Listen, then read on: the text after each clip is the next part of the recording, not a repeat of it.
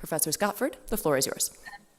Thanks so much. That's very kind and very long introduction. I am having trouble sharing my slides, so if someone could do that for me, but I will start talking because I am ready and I know you have my slides. So in 15 minutes, it's a bit of a tall order to talk about lessons learned from climate law and governance in the EU and the UK. And where we are politically these days, I have to do those two things separately. But there are common themes through the experience of the journey that the EU has been on in climate law and governance and the journey that the United Kingdom. Now, these are both kind of high ambition parties to the Paris Agreement and the UN Framework Convention on Climate Change. And because of that, there's quite a rich history of climate law and policy in those two different political groups that have had an interconnected history. So I am hoping that someone will share my slides, but if that's possible, I think you have them. They're actually being shared on our end, so we can see your slides. There we go. Perfect. So if we could move to the first slide, that's great.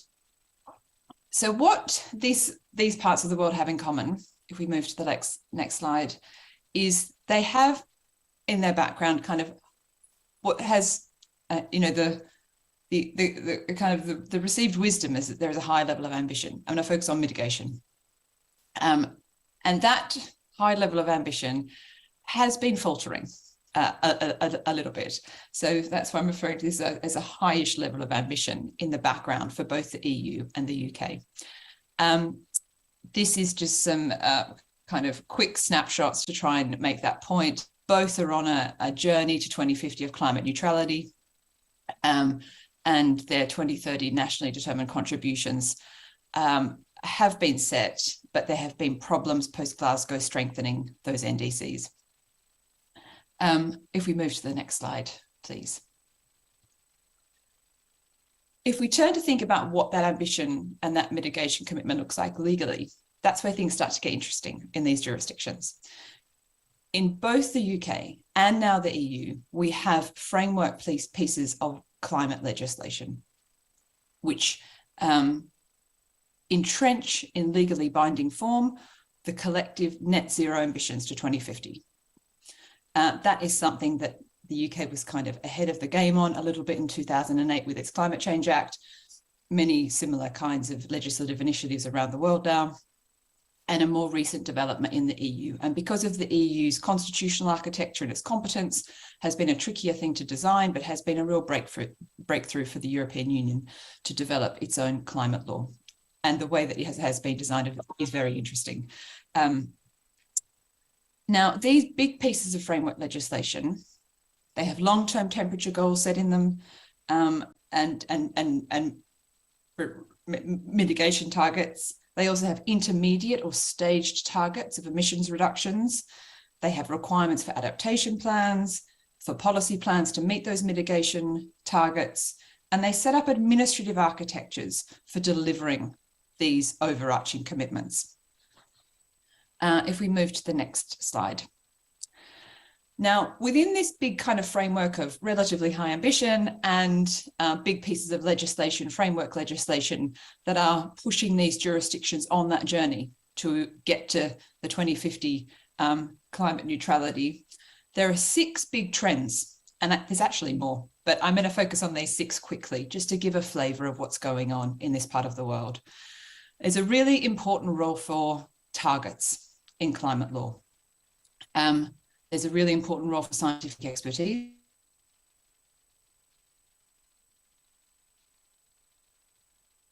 There has been a lot of regulatory experimentation, which is interesting in terms of lessons learned. Then we've got a whole lot of world of climate litigation and the lessons we can learn from that in relation to the climate law and its objectives.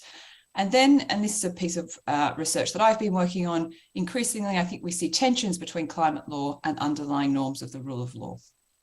So I'm going to rattle through what I mean by these trends. I think I could add to these, I think at least 2 more. The role of plans in climate law is a really big a really big trend, and also the role of reporting and accountability mechanisms. But I won't go into them today. I will stick with these 6. Next slide, please. So the role of targets, and this is kind of already mentioned in relation to these pieces of framework, climate law. What frames climate law on the mitigation side in particular is legally binding targets. And you see this in the Climate Change Act in the UK, the target for 2050, which is the first extract here. And you see it in the European climate law. These are both kind of climate neutrality targets expressed in law. But targets are seen beyond just these overall big 2050 ambitions. And you see this really in the EU, sectoral targets across the board. We have them for the emissions trading scheme sector. We have it for sectors not covered by the EU emissions trading scheme to reduce greenhouse gas emissions, big headline targets that are legally entrenched. We see it for the share of renewables that needs to increase, again, legally mandated, increased targets for energy efficiency, also targets for removals in land use, forestry and agriculture, again, legally mandated targets. So these big kind of collective goals in sectors are set in law. And that, if we move on to the next slide, I think that headline is a really strong legal signal for all of those sectors and policy areas to move. But it takes more than just a big target. Then the second trend I wanted to highlight is the role of scientific expertise. And this is no surprise in the world of climate law and policy. But what's interesting is how that scientific expertise is built into legal architectures. So scientific bodies are constructed, set up, and legally designed into the architectures for climate governance. You see this with the Committee on Climate Change in the United Kingdom, which is set up in the Climate Change Act. And the work of this body is quite phenomenal. In both advising government, which it's legally obliged to do on its targets and carbon budgets, and on holding government to account, particularly through its role in reporting to Parliament, a very powerful accountability tool, as well as all the incredible work it does. And the EU climate law is starting to set up a similar architecture with strong input from the new European Scientific Advisory Board, which is still kind of getting going, and relying on scientific expertise from the IPPC. But it's the legal designing in of that, which I think is the interesting trend. Next slide, please. Now, they're kind of positive stories. Less positive experience or lesson is that even with these interesting architectures, which create the legal framework to get to the net zero goals, they're after early kind of wins, if you like, on reducing greenhouse gas emissions, we're now in a phase of implementation problems. And this, you can see on the left-hand side here, is a pretty recent update by the UK government. It's which is the responsible government department, on how it's looking like meeting its legally binding carbon budgets. So CB3, CB4 down the bottom of the carbon budgets. And the projected performance is the blue bar. So early carbon budgets, the government's done very well on meeting them. As we go forward, it's projected to do less well. Now, this is really about the fact that policies that have been committed are not potentially deliverable. The fact that there aren't policies in key sectors like agriculture, not enough in energy efficiency, and there are many related issues. And on the right, you see 0 Hour, which is advocating for even stronger climate legislation, trying to show how big the gap is between anticipated policies and the legal requirements to meet carbon budgets. So we've got here a problem, and it's not just a policy problem. If we move to the next slide, as I mentioned earlier, it's also a legal problem. And we can talk about this more in discussion if people are interested, but I've done a bit of work on this already. There is a disconnect between the overarching framework, climate law, and the rest of the laws and regulations that are required to move in sync with it. And this is a little bit of a conceptual challenge about what we think of as climate law, because it's not just the framework legislation, it's all the regulations and norms and doctrines of a legal system that need to work to to support those ambitions and not to work against them. So that's a big kind of challenge, I guess, of regulatory and normative aggregation is what I'm calling it here. And that tracks through not to just being a problem of what all the regulations in a legal system and doctrines and norms add up to. It also flows through to how institutional responsibility for different parts of policy sectors, for different policy sectors is designed. And we see this often in government, where climate policy can be siloed in one part of government and the rest of government is not necessarily well coordinated. So there's big organizational challenges that track through this kind of identifying where climate law ends up in its implementation in a kind of whole of government type analysis. Next slide, please. I just mentioned this very briefly. This is what I was referring to as the fourth trend, I'd say, in this part of the world. Huge amount of regulatory experimentation to try and get right the big moves on mitigation. The EU emissions trading scheme is a really good example here. I won't go into detail, but we're now on to the fourth phase of redesigning that system to make it actually try and achieve reduction in greenhouse gas emissions. Not only is it highly complex and sophisticated now, but that process of regulatory learning has been really important to figuring out what it means to have a big target and how to translate that into something that is operational in terms of regulation. Next slide, please.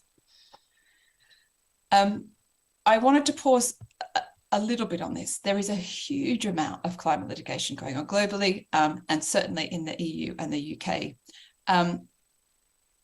There's a positive story and a negative story here. The positive story here is that public interest litigation has been across different parts of Europe, holding governments to account and highlighting implementation challenges. Uganda is a very well-known case. Milieu Defensie and Shell, another really interesting case that is well known in 2021, both cases from the Dutch courts. A big German case that I've mentioned there, a big constitutional case. Those cases are examples of holding governments to account when their ambition on climate mitigation is not high enough. And that those have been successful claims. Very different doctrines, very different jurisdictional contexts, but kind of that same kind of driver behind those cases. And then we're starting to see litigation, which is that final case in the UK courts very recently, where there might be ambition, but the government's not delivering on it. And again, a successful claim here. And that was, again, a very different kind of claim, public law claim, interpreting the obligations under the Climate Change Act. But then if we go to the next slide, it's not all wins on climate litigation. There are some real limits that we're starting to see in the litigation in EU and UK courts. And you can see the limits in a number of ways. Around the institutional role of courts in relation to government action. This is often framed in argument as, the limits of courts in terms of the separation of powers and what they can do in telling governments what to do on climate policy. There are issues of legislative construction that limit how far courts can go. And I think we're seeing that particularly in the Dutch context with their new Climate Change Act limiting the future claims. How relevant the Paris Agreement is in particular national contexts can be a limit on climate litigation, as can the limits of existing doctrine and legal culture. And I refer there to a nice analysis of a recent UK case showing how the court just couldn't understand the bigger climate arguments being made because it was focused on its well-entrenched public law doctrine that didn't allow it to be imaginative, which is arguably a serious problem, but that is kind of part of the limits of climate litigation. And the final point I wanted to highlight, which is the final slide, which is a really big topic. And I got a reference to a paper, so if you can read if you're interested on this, is increasingly, I think we can see tensions between climate legislation and climate law ambitions and foundational concepts of the rule of law. Now, why I've been looking into this is that there's often frustrations that climate law is not delivering what it's meant to be doing in a very binding way. And that's because fundamentally there is a bit of a difference between climate law that speaks to collective ambitions and collective targets and collective goals across an entire society and an entire economy, and legal systems that are built on understandings of individuals and their rights. And that's what the rule of law is fundamentally based on in many respects. And there are real tensions there. I know I've gone over my time, so I will pause there, and if we can discuss that more in discussion if people are interested, or I've got a paper.